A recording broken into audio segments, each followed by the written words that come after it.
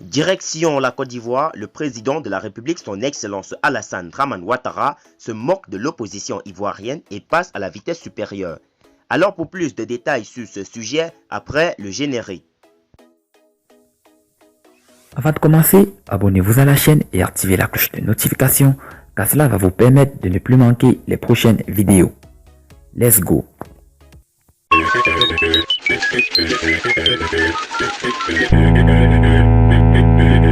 Les législatives 2021 pourraient laisser des traces dans le camp de l'opposition ivoirienne. En effet, après avoir échoué dans leur tentative de faire tomber Alassane Dramane Ouattara, Henri Konan Bédié, le patron du Parti démocratique de Côte d'Ivoire, et Pascal Affi-N'Guessan, le président de l'une des branches du Front populaire ivoirien, peinent à s'accorder sur les listes communes. Bédié et Affi-N'Guessan se déchirent avant les législatives 2021. Pascal Affi-N'Guessan a levé le lièvre dans un communiqué publié le lundi 18 janvier 2021.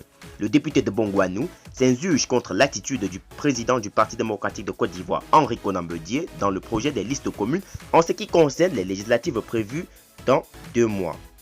Dans sa note rendue publique le lundi 18 janvier 2021, le Front populaire ivoirien précise qu'il a répondu favorablement à l'appel du gouvernement pour le dialogue politique afin que les conditions d'une élection transparente dans un environnement apaisé soient créées. Pour Pascal Affi-N'Guessan et les siens, il était question de participer aux législatives dans le cadre de la plateforme des partis politiques de l'opposition pour conforter les chances de victoire de l'opposition à ces élections. À en croire le parti à la rose, le Parti démocratique de Côte d'Ivoire n'est pas disposé à accepter une liste commune de l'opposition devant mutualiser les compétences diverses. Le Parti démocratique de Côte d'Ivoire, à travers la plateforme CDRP, dont il est le référent, et EDS, ont fait le choix d'une collaboration entre les deux organisations politiques, excluant ainsi le principe d'une démarche consensuelle, dénonce l'ancien parti au pouvoir.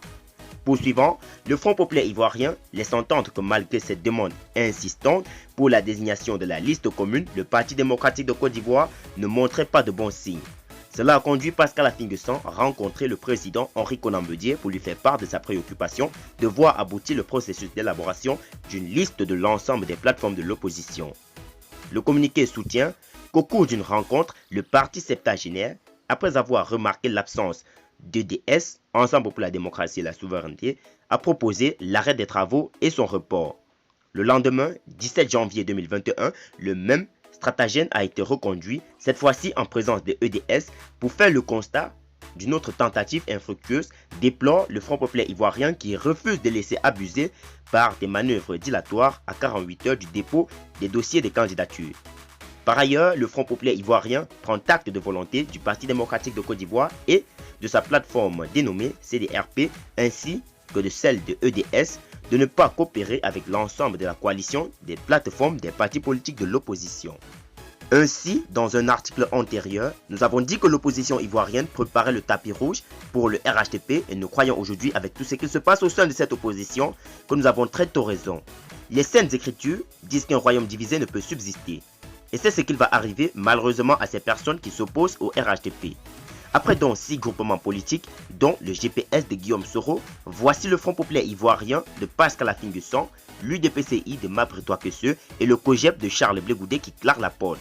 Il ne reste donc que le Front populaire ivoirien de Barbeau et le Parti démocratique de Côte d'Ivoire.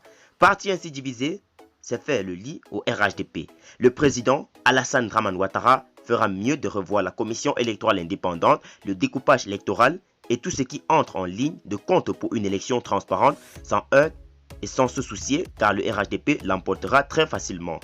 Comme dirait quelqu'un, Alassane Dramane Ouattara est trop fort pour cette opposition.